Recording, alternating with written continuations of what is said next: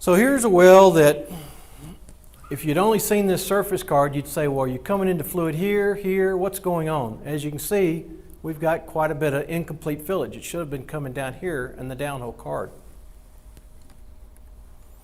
This well's nice and full. On the surface card, you look at where is it really entering fluid, but when you see the downhole card, it makes it very easy to understand that pump is full. Here's a fiberglass rod string. So we're getting over travel. The card's leaning down to the right. You can see it's getting about 240 inch of pump stroke versus what you're getting at the surface. These are very important when you work with the fiberglass rods to work with the companies to make sure you're setting your pumps right, because you're going to get that much over travel. You don't want to be tagging that much rod on the bottom, especially with fiberglass rods. They do not like compression. They like stretching, but they don't like compression. This is a rod string, pump size, same speed, with 3 different geometry pumping units. So you can see the surface cards, they just look slightly different with what the geometry is doing. But when you look at a downhole card, the card's easy to determine.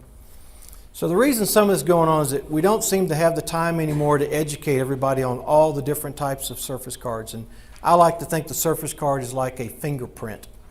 And when we're optimizing a well, it's just like going to the doctor now and looking at an EKG. That's what a dynamometer is, and that's what Lynn will be talking about later. That getting that kind of data allows us to truly look at what's going on with this complete pumping system to determine what we need to do. And there's card shapes running around that you can look at. There's 12 basic downhole card shapes that will show you if the tubing's moving, is it fluid pound, if the traveling valve's leaking, standing valve's leaking. What gets fun, though, is when you have multiple problems on one well, and you get to look at that. But there's software out there that's there to help you look and try to help you analyze some of these situations. Well, a standard rod pump controller is always used runtime. That's our most critical factor. How long are we running today? Did we run longer? Well, if we ran longer, we should have made more fluid. If we didn't, pump's probably slipping. Something's happening. So that's the key number we want to look at on a controller. But the newer controllers also allow us to look at the valve checks. We can stop the well and see if the pump's leaking. And it's also acting as a production meter, and I'll show you that here in a minute, a well test.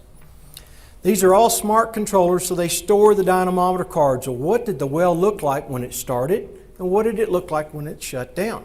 So now you don't have to sit out there at the well and watch this data. You can quickly set it up, leave, come back and look at it again later.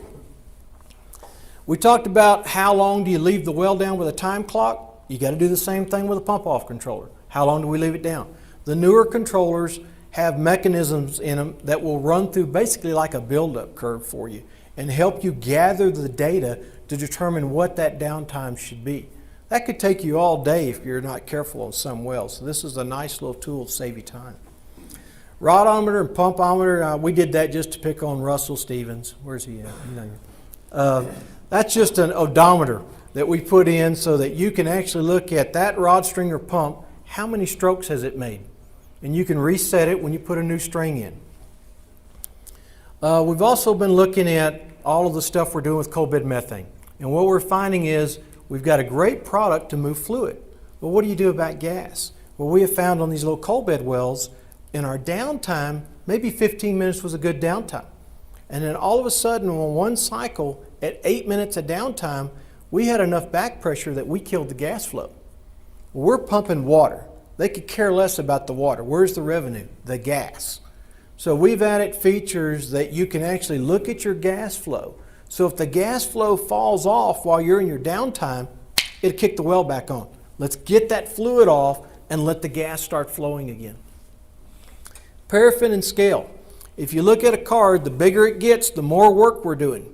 So when you first start off, the controllers will tell you, typically they calculate the inside of the card as your polish rod horsepower. And we will look at that. If that starts to grow, we're doing more work. Could be friction, could be scale, could be paraffin. These are ways that you can try to look at what's going on so you just don't automatically hot oil every 2 weeks. You can actually hot oil when you need it.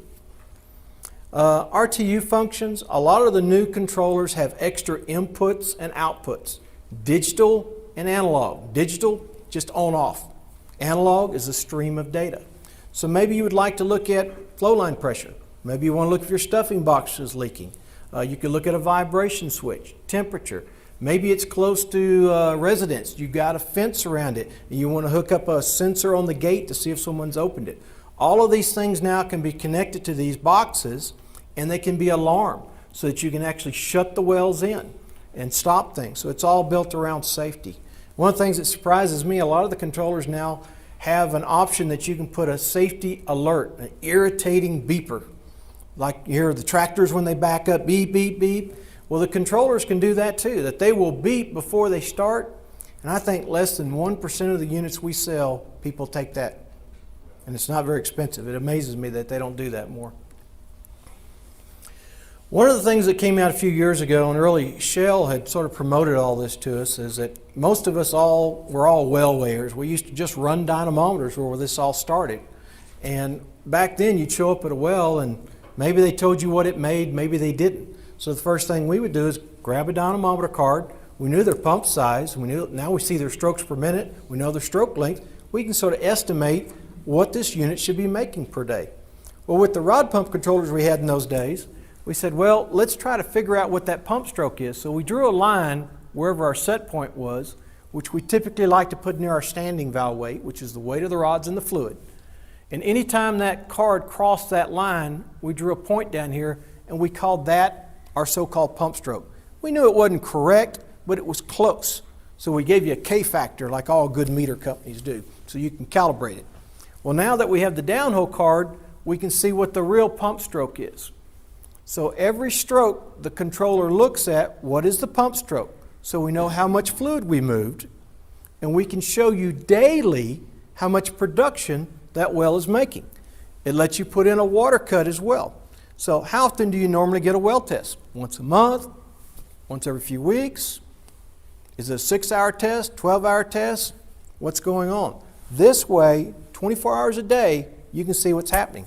Now we've added some new features lately that we're actually taking this downhole card and showing you how much shrinkage, gas, and leakage that's in there. We allow you to do a valve check so you can see how much it's leaking, and we are doing some PIP calculations in there as well that you can go to another level to even get it even more accurate. What's pretty neat about this is we've gotten it approved at a couple areas in Canada that they're able to use this as a well test in a field that they've got one main test, and then they allocate it by the controllers to each well. We've gotten this certified in Russia as a true well test. So we're trying to work with the Railroad Commission here to see if we can do the same thing to try to save money on the well test facilities.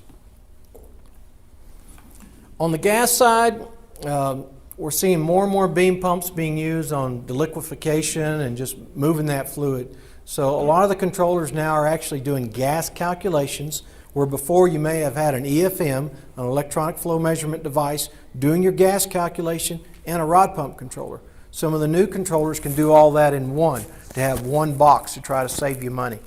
This is also showing here just a little wireless unit, because normally where the guys have plumbed in the gas measurement isn't very convenient to the back of the pumping unit. And you might have to run a lot of wire over to that transmitter. So you can put a little wireless transmitter on that to bring that over.